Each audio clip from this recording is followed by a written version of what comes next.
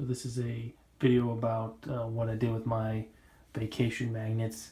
Usually when we go someplace, instead of buying t-shirts or other souvenirs, we try to buy a magnet if we go on vacation there, or you know, somewhere that we enjoy being, and we'll buy a magnet about it. And typically I store these on the fridge, but we got a new fridge. We redid our kitchen, and it's just a lot to look at. And so I wanted a project that would put these in a different place. So what I ended up doing was getting a piece of, this is called flat sheet, and this is at Home Depot. It's much cheaper than sheet metal. This flat sheet is $10 for a 36 by 24 by 36 piece, versus a piece of sheet metal, which can easily at least be double that. It's galvanized and of course magnetic. And then just got clip art of the outline of the US. You can do this with any country. And then send it to Staples, and for $1.80 plus tax, printed on an 18 by 24 piece of paper, large enough where I knew it would take most of the magnets, and then the other countries it would have room to fit, because right now we just have the US. Things I would do over are the adhesion of the chair rail, the casing. This is all this is just regular door casing like you would see here, just a MDF version. This is 80 cents a square foot, so it's the cheapest thing you can get in terms of casing. But I used PL Premium here, and it oozes out and it's hard to clean up, so I would use a clear adhesive, like you can get epoxy and clear, as well as hot glue would actually work pretty well. And give yourself a big enough bead.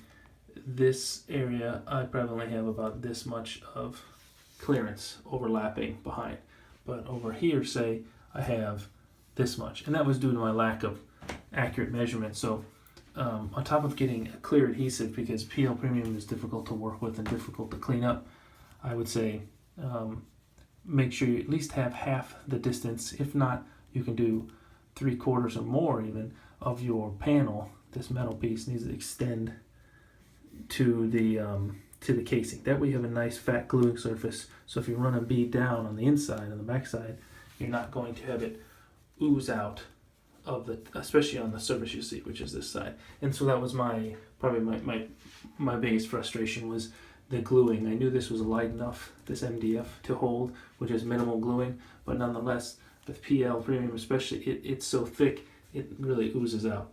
So go with the clear adhesive, give yourself enough dimension, I'd say at least half and maybe 3/4 to this area, that you should overlap.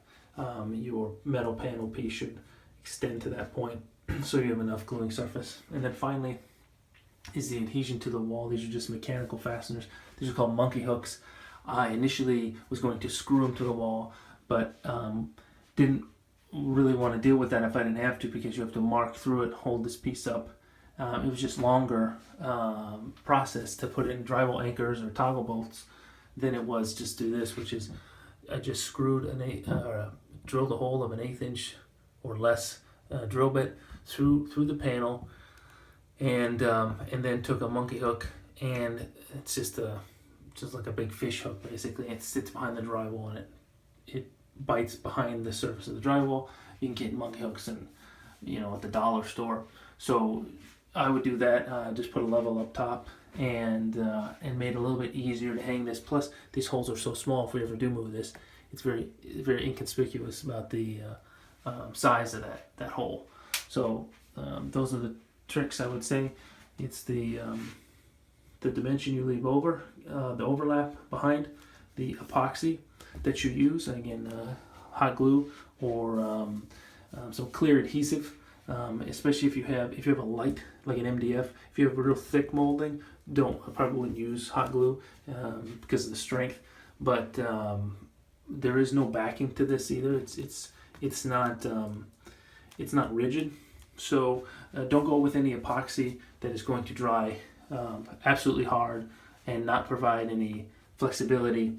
Sometimes you get those with certain epoxies that aren't that will pop if you try to move this later on in life. So this is put together. This sheet was $10. This was $2. This is 80 cents a linear foot. And I think I bought a 4 foot, a 4 foot, a 3 foot, and a 3 foot for enough overhang. So 3, 6, 10, 14 feet, and call it $15 with tax. So all in, we're 10, 15, 25 plus 2, 27. I couldn't find anything nearly under to that price at any regular big box store, even anywhere online or Etsy. So this was just a way to get these magnets off of our fridge, and then also graphically to see. I haven't visited anything in the western half of the U.S., so maybe that's the next vacation. And also it'll help us control our, I think when we buy magnets now, typically when we buy them, we like to see places we went, the things we did, and it's fairly large. And in the future, I might want to do something, of the smaller nature, just so it would fit on the map and not take up so much room than what we've had in the past. So just it might shape my magnet buying in the future, because it is a cheap souvenir to have, and this is a under $30 project to do that took me it took me 2 days to do. 1 day to get everything, 1 day and the next day to paint and assemble, and I did 2 coats, sanded in between coats as well as beforehand. And it was a good project. The wife likes it, so that's what's important. Hope yours goes well.